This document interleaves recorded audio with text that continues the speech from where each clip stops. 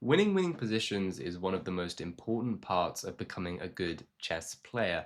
We all like to reflect on games and tough losses and say, oh, well, I was winning at this point, but what use really is that when the scoreboard says 0-1, and you lose the game?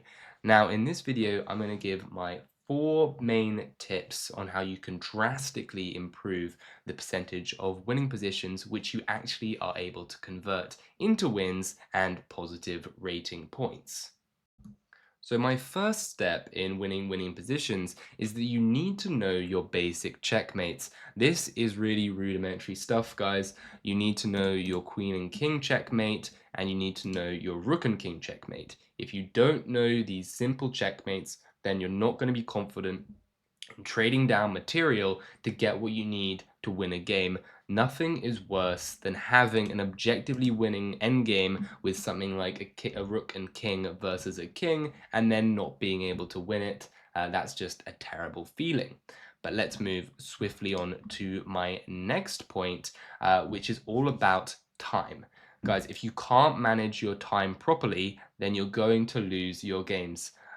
Whether or not you have a winning position, if you're up 10 queens, I don't care. You're going to lose on time if you have nothing on the clock or potentially stalemate and throw it all away.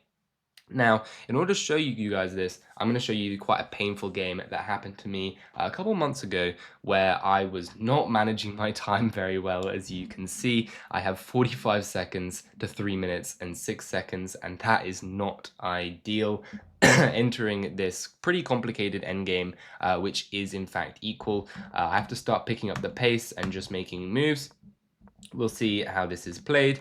Some pawns get exchanged. I start pushing on the queen side, and I inevitably start to make some mistakes due to having not much time on the clock. But somehow I do actually manage to do a little bit of a swindle job. I put my rook behind the pawn with only 7 seconds left, and I start pushing, and it's actually really hard to stop this pawn from moving up the board.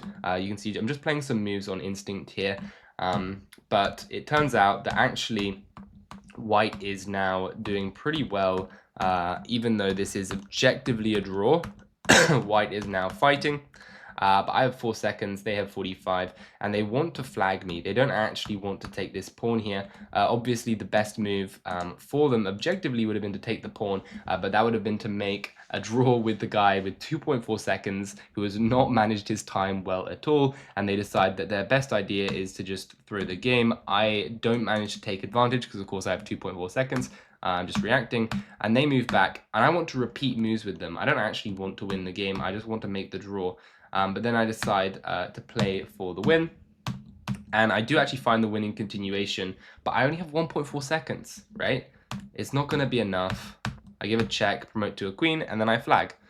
So I'm up a full queen here, completely winning position. It's checkmate in 5, probably with some kind of pattern a bit like this one, which is pretty common if you guys want to know that pattern as well. It's a nice walk the king down the aisle checkmate. But unfortunately, I can't pull it off because I just don't have the time to do it. So don't be like me, past me at least, and get these winning positions, but lose on time. Winning or drawn positions, but you end up losing them. Try and manage your time. Try and keep within 30 seconds is what I would recommend of your opponent. And as that time gets lower and lower, maybe, so in like a 10-minute game, 30 seconds of your opponent. But as the time gets lower and lower, try and keep within 10% of your opponent's time. So if they have 30 seconds, for example, I'd want to have about 27 seconds. Or at least ideally, I'd actually like to have a little bit more time, because at the end of the day, when it comes down to a time scramble, it's going to be the guy that has 1 to 2 extra seconds that ends up winning the game. So my next piece of advice is about trying to win games through active conversion.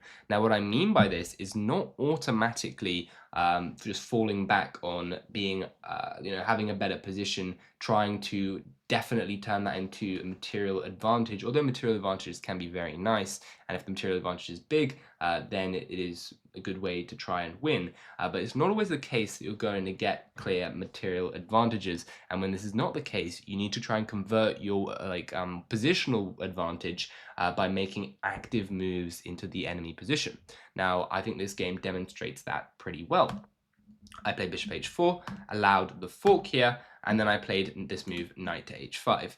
The idea was that if the knight takes and the queen takes, and then you were to take my bishop, then I would take on h6, and my other rook can actually activate via a5 and join the checkmating attack. Now, I thought this was a very nifty little idea. My opponent does in fact go for the trade, but they are not brave enough to capture the bishop, because, like I said, this would have been very dangerous for them, with this rook potentially swinging in here, and this other rook that can also, actually the rook can't come in there, but it could take the h4 pawn, plus the knight can maybe get involved with a pawn sacrifice and jumping in via e4. So all of these points gave my position a lot of activity, and you have to be prepared to make sacrifices when they are sound. This is a skill that you will develop with time and experience, but really it's just that there are so many pieces that can quickly and easily join the attack, and the real thing to notice is this knight and rook from black that are completely sidelined, as well as this black rook that can't get involved in the defense.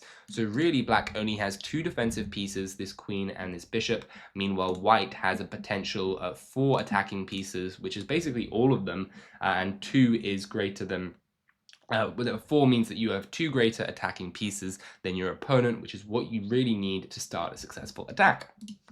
So anyway, after this move, they decline my bishop. I retreat the bishop back to f2, looking to regroup on a more active diagonal. And after pawn to f5, bishop to d4, I play rook a5. I'm looking to involve all my pieces in the party, and if they were to take here, then my knight can even jump in, and everything will be fighting against their king. Meanwhile, they remain underdeveloped. They try to lock things down with f4, so I want to break things open with h4.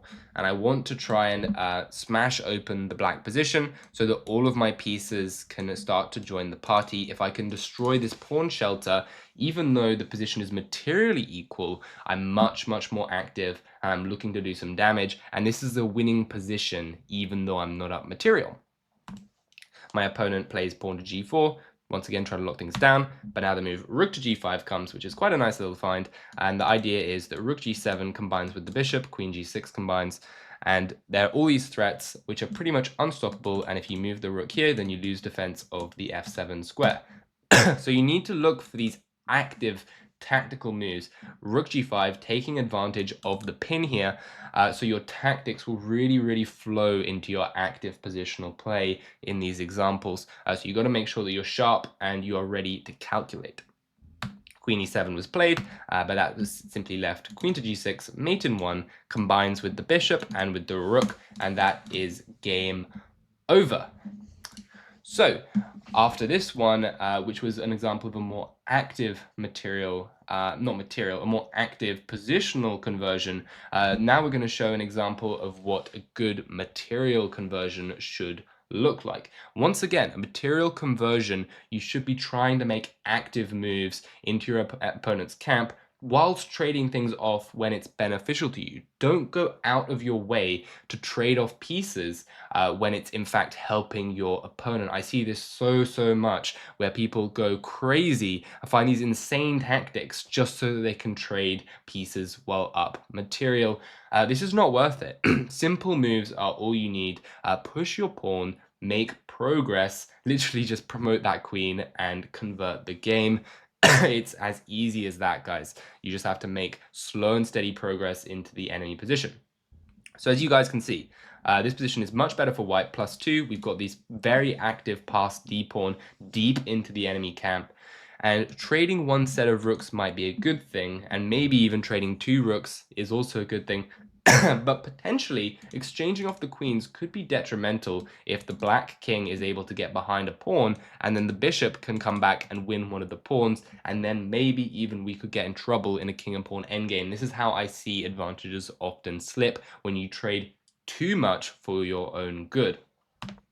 So anyway, they play queen d7. I exchange one pair of rooks, and then the other pair of rooks, but I'm not going to exchange the queens because I want to use my queen to fight through the light squares, and then the bishop combine to push my d pawn. They move their bishop back, I move my bishop back, so that now my queen is free to move about to keep the flexibility. And then I play a4. And my idea with a4 is that I want to start pushing these pawns up the board potentially and offer a beneficial queen trade where my queen can combine with the pawns. I also want to try and restrict my opponent's movement. I'm not doing anything crazy with a4. I'm just restricting a little bit on the queen side. They play a6 and I play b3. I now consolidate my pawns against theirs, and I'm going to have to find a way to make progress in the position. As they play b5, they lash out, and I play king h2. I'm just lining up with the bishop. This king is now on a safe diagonal. It's off back rank checks. This is an example of what we call in chess a prophylactic move, a move which basically gets out of the way that anything the opponent in the future might throw at you, and it's a very good kind of move that you want to make when you have a material advantage. They move their king as well. I give a check, and now this move pawn to d5. And I was happy with this plan. My point is that I now want to move the queen around to eliminate their queen off the light squared blockade. Make a trade of queens would undouble my pawns and allow them to simply march down the board. That would be an example of using a trade to my benefit rather than going out of my way to trade with my opponent. So this is a good trade because I'm the one benefiting. If you can find a trade where you're benefiting, go for it. If you can find a trade that's neutral, it's probably a good idea. But if you're just fiending for the trade and you're actively losing an advantage when doing it, then once again, guys, it's really not a good idea to go for that. So anyway, they move their bishop, I move my queen around, and now I offer the queen exchange. The pawn is going to make it to d7, and that means that my bishop can then be traded, and the queen endgame will be an easy win, because in queen endgames, then you need to know that passed pawns are super, super strong, because the queen can just escort them down the board. Now, this is another small point in terms of conversions, which is that it really does help to know your theoretical endgames, or at the very least know some principles behind the theoretical endgames. I will be doing a video on some more theoretical endgame principles kind of things. Stuff like you need to put your rook behind the passed pawns, things like you need to try, like queen endgames are often winning with a passed pawn, as long as you can defend a diagonal like this one at the same time as pushing it. A lot of stuff like that, guys, and these little nuggets of information are very useful in terms of being able to decide which trades to make and which trades to avoid. So after the queen moves away, bishop drops back. I do push my pawn. Notice this was just in time, because now once they push their pawn, I can offer the exchange of bishops and then promote, which is exactly what happens. I do play this mistake here. It's really hard to see why this is a mistake. But the reason that this is a mistake is actually because of this strange move bishop to e3, and the queen and bishop can combine to try and make a checkmating attack. So after bishop to e3, there's promotion. There's actually queen f2, which defends this pawn and also threatens a mate in one. And you'd have to give up the queen and actually restart the conversion process again, which with something that might still be winning for white with this extra d pawn, but it would have been a bit of a pain. So as you can see, I'm not perfect. I missed some things. I made a little bit of a slip. The best move would have actually been queen takes, the point being that after bishop to e3, I think it's either queen a4 or queen e2. And the point is that after something like queen to f2, you can actually go queen to a1, or in the instance of queen to e2, you're simply stopping queen to f2. And now the two queens would combine and checkmate. But my opponent didn't spot that. He was under a lot of pressure and just moved the bishop back. Easy conversion. I now exchange, move the bishop back, and it's just simple as pushing pawns, guys. That's all there is to it, pretty much. Now their pawn has nowhere to go. I'm just going to move my queen behind this pawn and push it down the board. Now, I do hope that these 4 tips helped you. I'm going to run right back through them. I have a little notepad right here. You need to know your basic checkmates, not fall back on the clock. Try and keep within 10% of your opponent's time. When the time is much, much larger, let's say you're playing an hour game, try and do better than keep within 10%, but 10% as a general rule when the time is getting lower is a pretty good approximate. Material conversion through trades and promotion, only making the right trades when they're helpful to you. Don't go out of your way to make trades if they're not benefiting you. And finally, active conversion and confident play. You need to be using your tactics. You can't play passive when you're converting positions. I have loads of examples of my first over the board games where I was super nervous about trying to convert my winning positions. I was losing games up 2 pawns or more, and it was really, really, really crippling for your confidence when it goes into the next game. The only way I could get over that is through gaining more experience and learning to convert these positions confidently and trust in your calculation skills, guys. If you train your calculation, you should really learn to rely on that and trust it to get through accurately. Now, I think that just about summarizes everything I wanted to discuss. If this was helpful, please do consider liking and subscribing. And as always, I'll see you guys in another video. Bye.